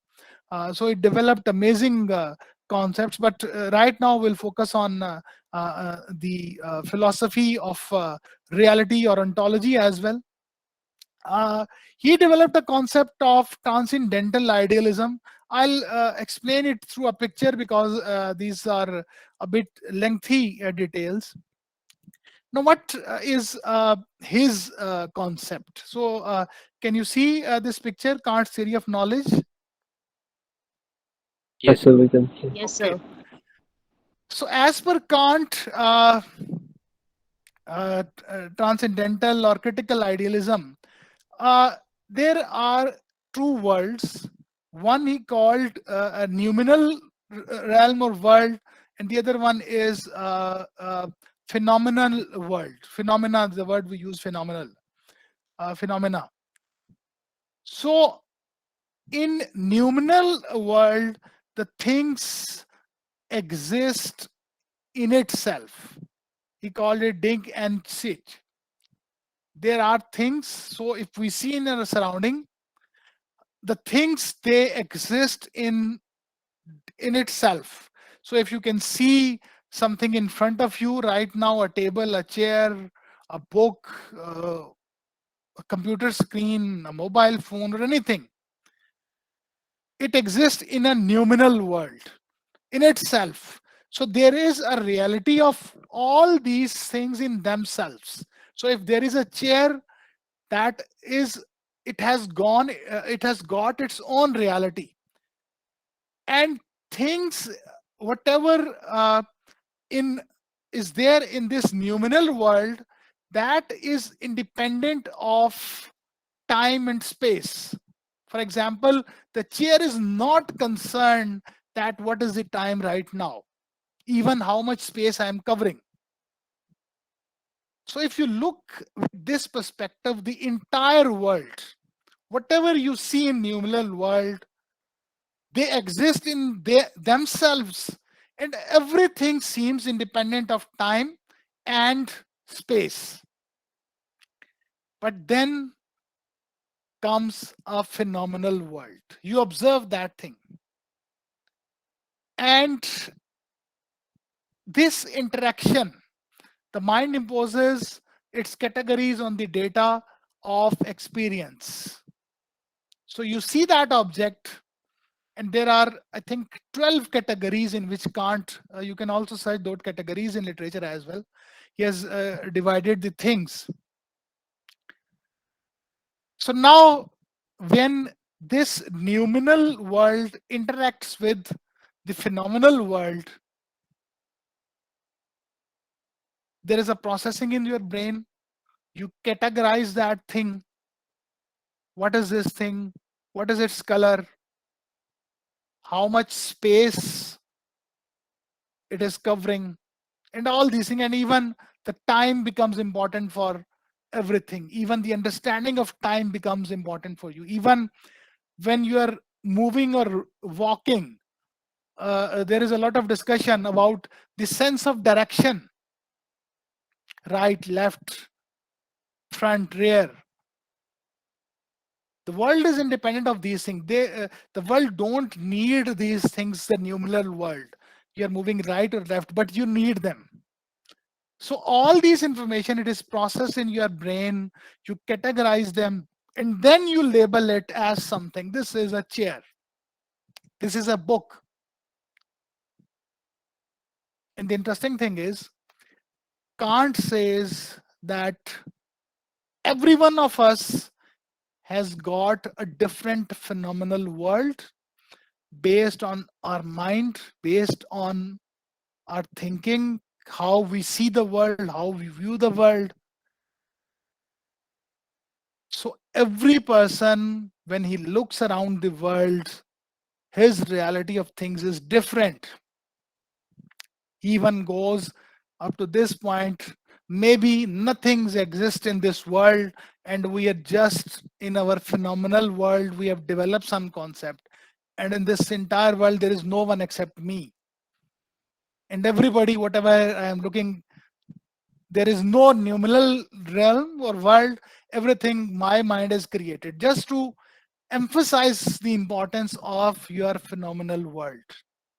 How we see reality, that depends on the categories, our experience. And again, what I've discussed earlier while answering that question, what is my personality? What is my upbringing? How much information I am having? So if you see something which you have never seen, like Hume, I think, gives this example that if there's a child who has played in his whole life with toys made of cotton. So if he is given a ball, he will throw it towards earth and it will not bounce back. Now, first time in his life, you give him a ball made of rubber. And when he throws it towards earth, it bounces back. That is something new. Now, what will happen in his phenomenal world? That is something which is not in the reality of his mind. He has not seen that thing. And that will be something and which will raise a lot of questions. What has happened? This has never happened. What is this object? What is this is made of? Why it is bouncing back? And a person, his parents who have seen a rubber ball bouncing back 100 or 1,000 times, they will take it as something normal. So that is basically the difference between the level of exposure or experience. there are millions or billions of people, they don't have experience of many things. They don't know reality of many things, which is something normal for people living in many countries. So what they experience, what we experience, their reality and our reality cannot be same, based on this concept of transcendental idealism. So how they see the world, how we see the world, how every person among us see the world. So that is a very unique experience. We feel or believe, I feel that how I am seeing this world, everyone in this world sees things as it is. That's not the case. Every person sees everything differently. Even when you're sitting in a same room, in a same classroom, every student, I have conducted this experiment many times, and I just ask, just note down things which you see in this room. I have hardly seen, and I go for 2 or 3 rounds. Firstly, they write some things, then I say again, write some things which you have not seen in first attempt, then third, fourth, and third or fourth attempt, never I have seen any similar answer. In our deep thought process, deep down our thinking process, everybody sees the world differently. So reality of every person is different. Now the challenge is then how to generalize this thing. Science cannot work on isolated or independent experiments or independent realities. There must be one reality. How to generalize it, how we develop formulas, how we develop laws, and in social sciences, how we develop theories. So basically, philosophy helps us in that domain as well. That if a generalized experience of so many people is this, we can develop a theory. And theory basically goes on to do further for doing research. Mostly when we do research, we say, what is your underpinning theory? Theory is generally derived from philosophy. So if you look at different time periods of eras of philosophy, different theories were developed or derived from those philosophies. So this was Kant's concept. Now I'll skip and come. I think this can be our last slide. We have not discussed the isms, but this is a popular diagram, which if you have studied research methods, you must have seen it. There are different layers of doing research, and the most outer layer you can see is philosophy.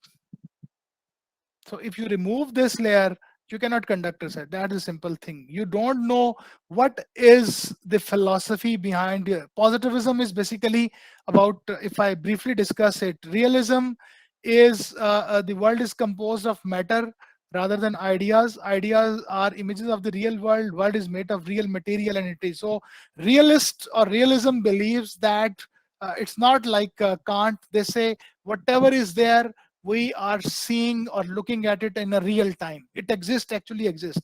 That's why it is called realism. Modernism or positivism, basically, that is also known as empiricism. They believe that reality can only be found through experiments, observation, and doing experiment. Unless you don't have data, you cannot find out reality.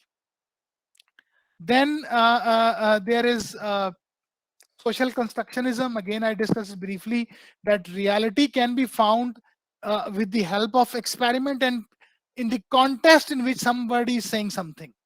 So context also becomes important. And then there is a pragmatism, which again is basically focuses more on practical actions.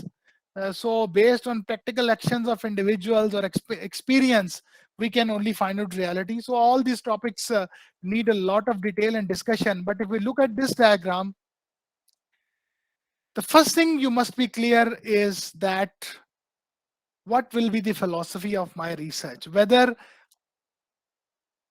I believe that without external data or without experiments, I cannot find out reality, or you believe like Kant that there is a noumenal world and phenomenal. So my reality, it will be different from rest of the world, or you believe in realism, or you believe in pragmatism or social construction, that the context. So it will depend on the number one, the area, I think, in which you are working.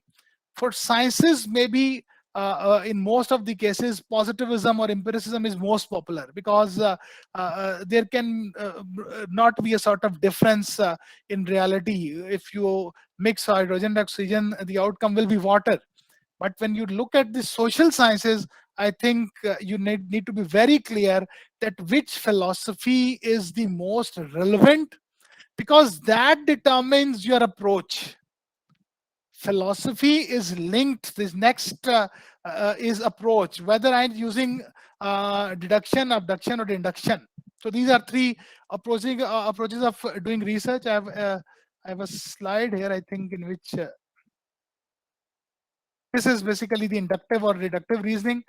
In inductive reasoning, you start from observation, then develop a pattern, hypothesis, and then develop a theory. So from a sort of basic observation, you go to a theory. While in deductive reasoning, we start. So if you link this process, you start with a theory, you develop hypothesis. That is the scientific method which we use, observation, and then finally we confirm it after data collection. So from sort of basic theory to we generalize it in deductive reasoning, but in that case you must do a sort of experiment, or you must have data to support it, and inductive reasoning. So which this basically depends on the philosophy, which type of. So if you are using positivist philosophy, in most of the cases deduction method is used. But let's say if you are going for social constructionism, maybe induction approach is more appropriate. And this guides you towards the method, whether it is quantitative, qualitative, multi-method, mixed complex method. That is something the researchers, they have decided in advance. Okay, I'll be using the quantitative method. Why? They don't have any answer. I've asked this question many times from different students, that why basically you have used the qualitative method? Why not quantitative?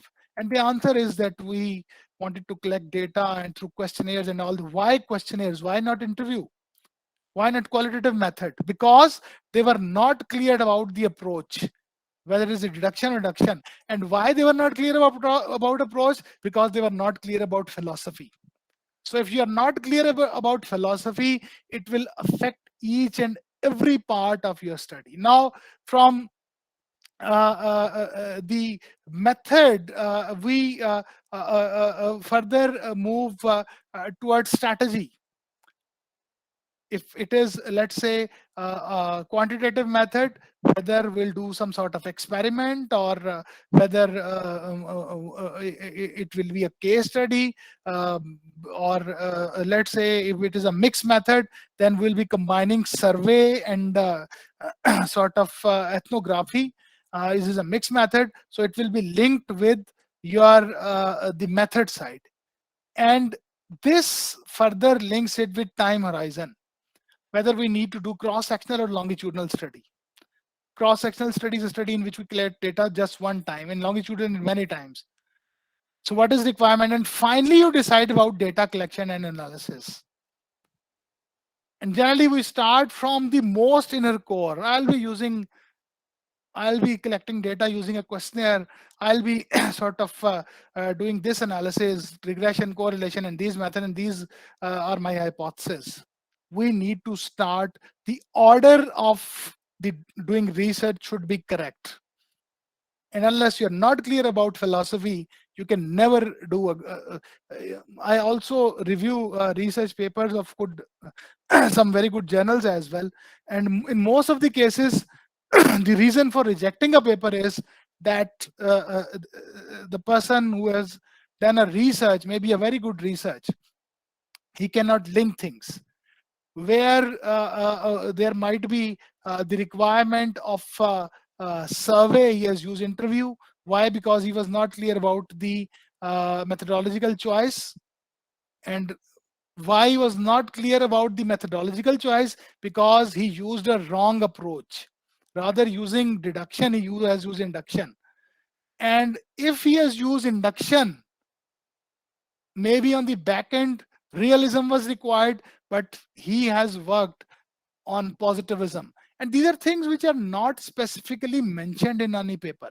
Remember this thing. You don't mention that I'm using positivist philosophy. These emerge how you write the paper, how you report your results, your tables.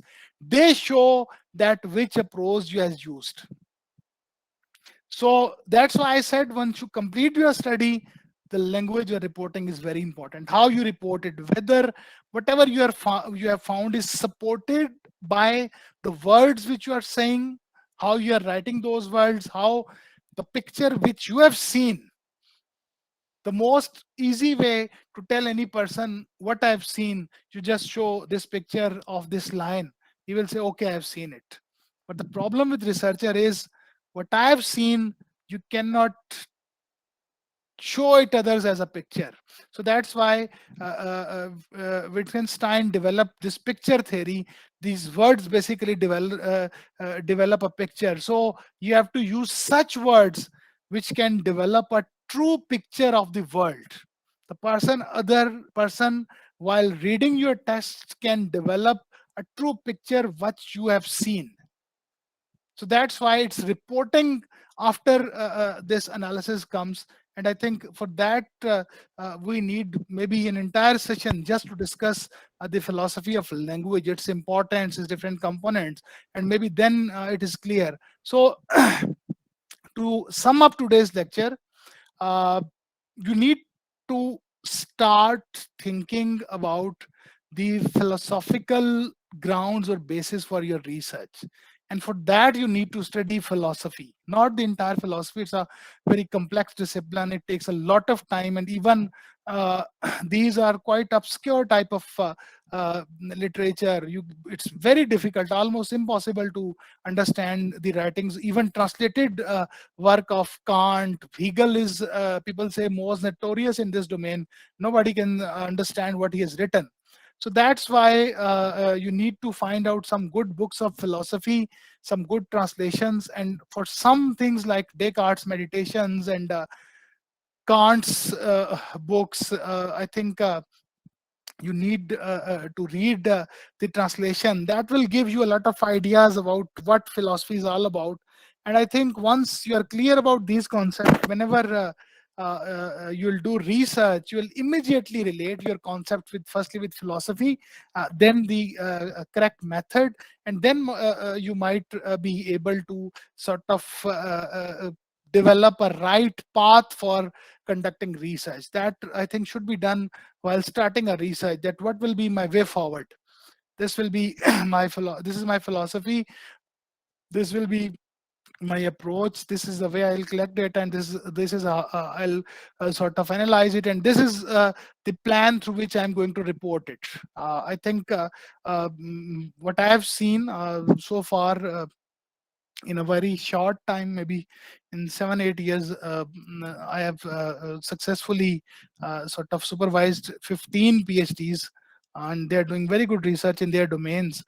This was the key method which I used for doing work. So whenever we sort of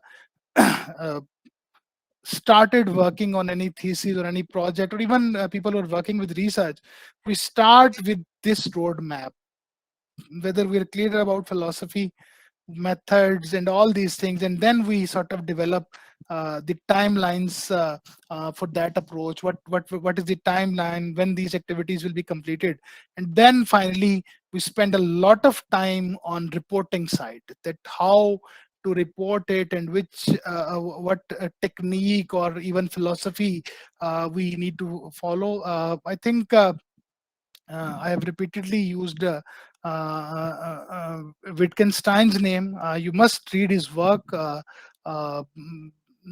Is Tractus, which he written in German language, but translated. Uh, these seem very abrupt type of writing, because philosophers write in their way, but that basically was his PhD thesis as well, dissertation, and which was evaluated by Bernard Russell and Roger Moore, I think, two most renowned philosophers. And so these are the works, sort of masterpieces, which I think all research students should read.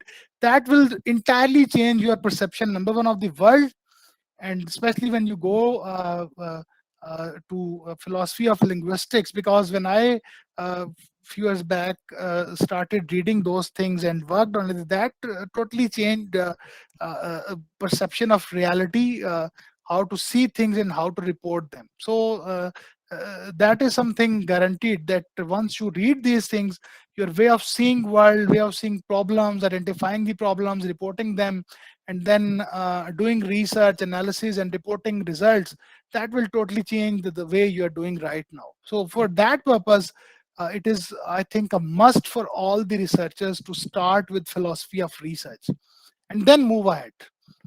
Don't start from the wrong order, from analysis, data collection, or model, or primary or secondary data. And no, start with philosophy.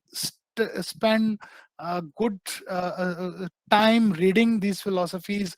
Try to clear yourself, discuss with some good philosophers if people are around, good teachers, and then I think you should start your research, especially the people who are doing PhD. That is very important, because you have time in PhD, that you should spend few months studying about philosophy. That will, I think, help a lot in subsequent years when you'll be practically doing research. So, Dr. Ramani, with these words, I conclude my session. If there are some more questions, we can take, I think, in next 5 to 10 minutes. Yes, sir. There are one question by Abhimanyu, and Vidushi has also raised her hand. So very quickly, I'll take up the question by Abhimanyu. He is asking, can we say idealism as a reality of the things in themselves and independent of time and space and phenomenal world? They are same, like a half-filled glass of water, or they are separate? Yes, idealism is another very important sort of branch or domain of philosophy, in which we live, or we try to live in a world which is different from the real world. Or if I again sort of related with the concept which Kant gave, the transcendental idealism. For them, they feel like that this noumenal and phenomenal world, they are same. So this approach is used by many people, but in science we don't appreciate it that much, like positivism or other approaches, because if we follow that particular approach, generally the reality of our world, in actually in which we are living, and the idealism which we try to follow, there is a huge gap. So it changes our perception of reality. How it changes perception of reality? We start sort of thinking or living generally in a world which actually is not a real world for us. You can take example of any this doesn't mean that we should stop thinking or working on idealism. Yes, idealism is very important to have something in your mind to achieve the best, but that should not become a reality of a sort of your life, that in a way that you say that this is my reality. So if you're living in India or Pakistan, and you feel like idealism, that this is a developed country of the world, and how I can sort of have this type of reality, that is important. But you cannot sort of, while staying here, you have to live in your reality and see the phenomenal world, and try to sort of get from that world, or in worlds of Plato, from that real world theory of forms which is suggested, as much as possible. So idealism is important to progress or move ahead, but we should sort of keep this in mind, that our reality is different from that ideal stage. We can move there maybe after some time, but currently a lot of work or effort is required to go there. Uh, okay, Abhimanyu, I think I will give the chance to Vidushi, and then we will take up your question again. Yes, Okay. Vidushi, you can unmute yourself and you can ask your question. Thank you, ma'am. Thank you so much, sir. It's wonderful session, and I am very grateful to hear you because you are also mentor like for HRM and OB as well, and I'm from the same field, so I Thank used you to very follow much. for the same. But with this, what I have understood with this lecture, because if we look at it is real. It's my understanding. I just want you from your side the confirmation whether I'm taking it wrong or right.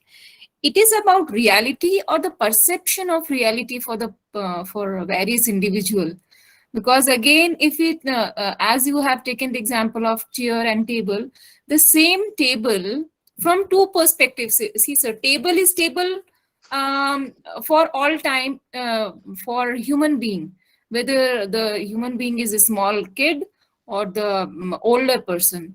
But at the same time table is different for ant, the rabbit, the cow, for us. So it's reality. So I am a bit confused. It is a reality or the perception of reality, first thing, first question. Another question could be, sir, related to the philosophies like positivism. While studying about the philosophies, I gone through the positivism and post-positivism, where I feel like post-positivism is again very much related to realism and interpretivism. So I am a bit means unable to bifurcate in the differences. So Okay. I want your take for this.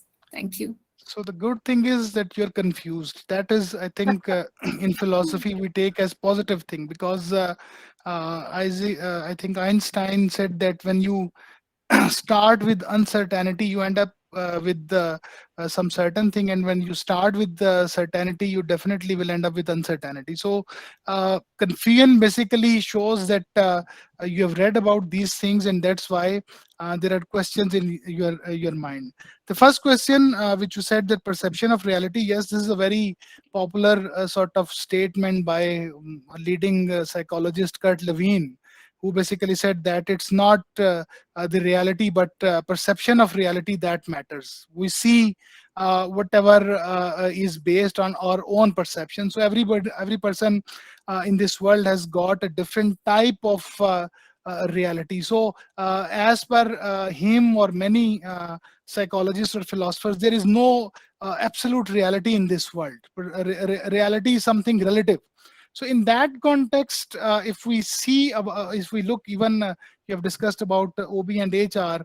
When there was discussion on organizational politics, the more popular concept is perception of politics, which was basically based on this statement by Kurt Lewin, that the perception of reality is more important than reality per se. So in that context, I think when you discuss about chair or table, I think again it will be linked. I think Kant has resolved this issue to a large extent, that you have to see it in two perspectives. One, the reality of thing, and secondly, what is this thing for me? So if you are seeing a table, and if a child is looking at a table, definitely, but the perception is not same, because that will depend on your experience with table. So for me, maybe table is more important for writing, or a table helps me if I'm working in office for different things. For a child, it is maybe a piece, something, you see, children, they sort of take support of table, and they walk, they play with table. So that's a different thing for a child. the utility of table for both of us is different. Similarly, what is your experience with that particular thing, or how it is linked with your perception, that determines more of your reality. And there's still a sort of controversy among philosophers and even psychologists as well, because in psychology we see there are two schools of thought. One is behaviorism and another is cognitive psychology. So one group focuses more on experience, another on internal state of your mind. So everything, I think, it should be taken as something relative, as an individual. That question definitely is important, than how to generalize it, that how every person believes that this is a table and everyone sees it as a table. What is the method, how to develop a theory, and how to develop some equation, and how to develop a law? That requires basically another method through which we generalize things. But at individual level, definitely the perception, it matters more. And I think after Levine, this thing is clear. And in last century, if we see even studies in psychology, that perception, it matters more. The second question about positivism and post-positivism, positivism and realism, again, there is a sort of mix findings or controversy among philosophers. From, I think, especially from modern philosophy, from Descartes onward, all the time we see that different schools of thought, they worked, or they existed in parallel. So one school of thought, while they were focusing on positivism, another school of thought, they emerge with social constructionism, or some they start working on relativism. And parallel, I think in 1970s or 80s, the postmodernism started with David Derrida and Michel Foucault and all these people. So at a time, we cannot say that which sort of philosophy is right or wrong. No philosophy is 100% right, or no philosophy is 100% wrong. It depends which type of problem you have identified for your research, or what problem you have identified, and what is the most relevant type of philosophy which can be used. That, I think, is more important, rather than discussing that postmodernism or post-modernism that is more dominant or more prevalent. For me, it's more important that whichever type of research I'm doing, whichever type of research I were to conduct, which type of approach is more important, which philosophy is generally going to support my study more. For example, when we do research in HRM, OB, or in psychology, uh, we go for experiments as well, we go for surveys as well, we go for interviews as well. But since the nature of this subject is such that we cannot ignore the context, you cannot say that employee working in IBM and employee working in any local organization in a country, they have got the same perception or same performance standards or same type of behaviors. So there is a difference because of context. So the philosophy practically, which Geert Hofstede promoted with discussion on culture, that culture is the most important component of reality, and you have to sort of relate it with the outcomes. So I see, for most of my study, social constructionism seems more appropriate. But in some cases where we only focus on experiments, maybe positivism, it becomes a dominant. So I think we must have knowledge of all type of the philosophies, and then there should be a sort of interplay, which philosophy is most relevant. uh, there are people who sort of stick only to one philosophy, and they spend their entire life like they are so much inspired or mesmerized by that philosophy that they don't think anything else. Just I said that the linguistic philosophy in last 70, 80 years, most of the philosopher, there was a sort of wave of the importance of language and words, and all the literature which we see in postmodernism after 1970s and 80s, major philosophers of today, they are more inclined toward the importance of, they sort of even try to define ethics and all these things using the linguistics. So it will depend on your personal inclination, or your personal philosophy which you appreciate or like more, or I think more better approach is that which philosophy suits best for my research, that should be used. Yes, sir. Any other question? Okay. Abhimanyu, yours would be the last question now. Kindly unmute yourself and you can ask, sir. Yes, ma'am. So last question, sir, for the day. Okay, ma'am. Can we say that reality is more grounded in sciences, natural sciences, because due to the fact facts exist in them, than in social sciences due to interpretations? To some extent, yes, because there are we have to then differentiate reality into two categories: absolute reality and relative reality. In sciences, I was reading a paper of some in organizational behavior, which is basically about industrial psychology. So that person wrote that God gave all easy problems to physicists, and that was very important, because the physicists, their work is, once they find out something, that becomes a law.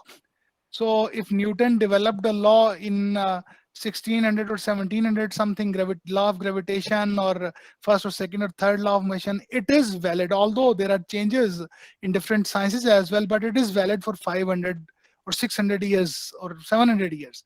But in social sciences, whenever any theory, that's why the difference, main difference is that we never use word law in social science. We don't have any law in social science. So when we study psychology, we have Maslow's hierarchy of needs theory, we have equity theory, we have social exchange theory. We don't say social exchange law or equity law, just because of this thing that it's not about absolute reality. Even if that theory is working on 99% cases or 99.99% cases, there is still some exception. So we cannot have absolute reality in social sciences. That's why in sciences, I won't say it's easy to find out reality, but once they find reality, it's easy to generalize or easy to make it a universal law.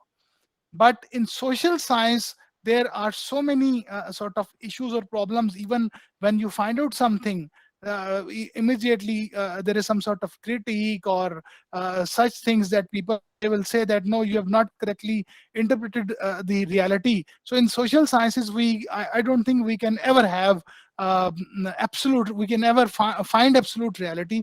In that context, yes, the concept of reality is more applicable to sciences. Still, we have to keep working to find out reality in social sciences, whatsoever extent or level we can find out.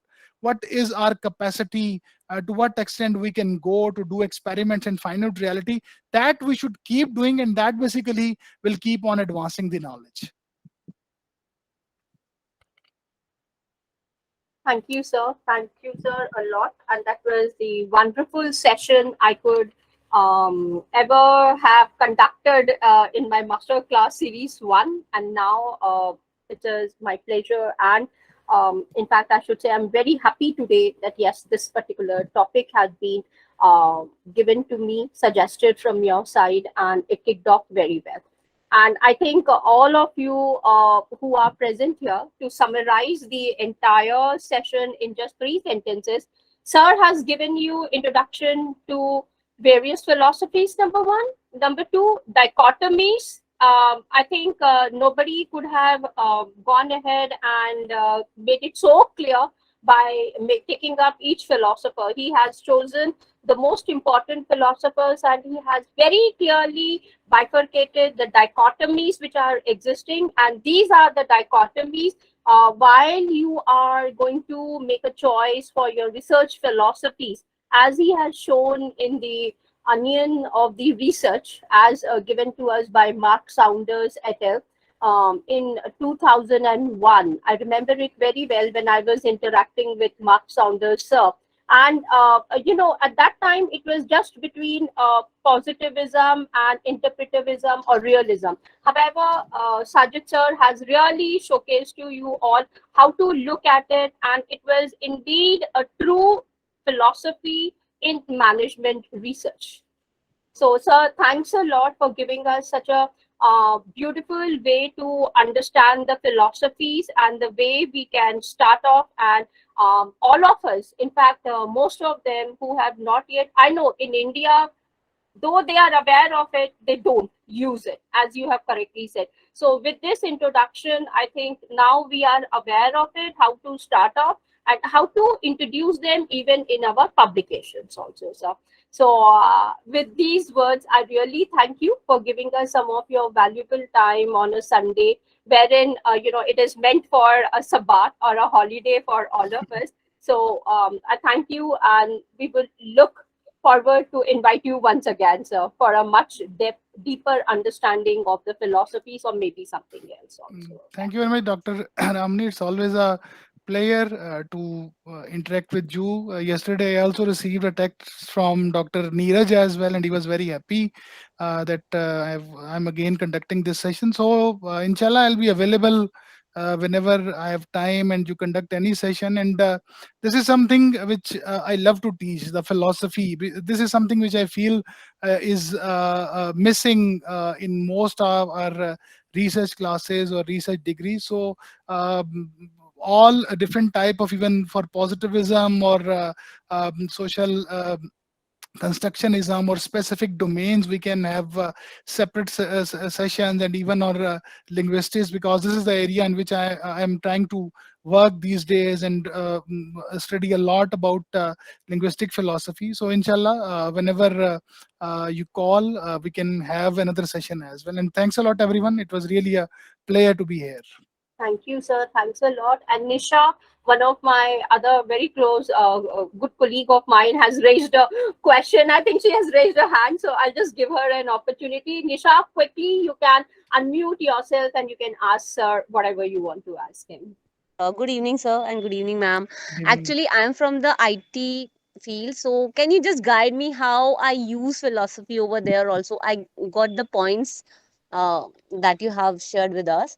So, can you just guide me on this? How I apply this in the IT or the CS Yeah, field, sir? that's why I have not specified it to any specific field, because Yes, even sir. in IT, if you want to find out, number one, I think you should try to find out some good books on philosophy and its application in sciences, and specifically, if there are some good books specifically for IT and computer sciences. But the main process for all disciplines is same. I think in uh, in IT field, the most relevant approach can be positivism, because in most of cases there are experiments, different type of studies, a series of studies which you people conduct, and then you move ahead, and maybe in a case of for developing some sort of new program or maybe hardware, there must be some methods of experimentation or experiments. I'm not as such much familiar in that area, but I Yes, sir. feel that this sort of social constructionism or maybe relativism, that is not relevant to your field. In sciences, most of the people, they go for positivist approach, which or empiricism, in which they conduct experiments and then try to find out reality. That will be the most appropriate for your domain. Okay, thank you, sir. Welcome. Thanks a lot, Nisha. And I will get back to you. Nisha, there are, because I come from this area, There are a good number of philosophies, as Sir has shared with us. Descartes, rationalism is there, and he has already given you the hint about the social constructivism. That is also there. Then you can look into the postmodernist philosophy and see what they have to say. Then during explanation of his allegory of the cave, he wonderfully has said that there is difference between technology and non-technology. That is the wonderful way that you can use Plato's Republic. That is the book from where the entire interpretation, a chapter is there on the allegory of cave. And you can use that philosophy, which is called as ideal, theory of forms. And you can definitely go ahead and you can use it in IT department also side by side. So there are a lot of philosophies which are present for IT department. I will share it with you also after discussing with Sir, and that would be wonderful for all of us. Okay, thank you, Sir, very much. once again, and I will Thank you, get sir. back to you once again with more discussions on these things also, Sir. Okay, Thank you, ma'am. Sir. Thank you. Take Thank care you. and Thank have you. a wonderful weekend and Thank great you very Sunday much. evening also. Thank you very Bye, much. and Thank thanks you. a lot to Thank you all so the much, sir. participants. Thank you. Yes, Thank Shia, you. thank you. Thanks a lot. Take care. Yeah, Bye. thank- Bye. Allah.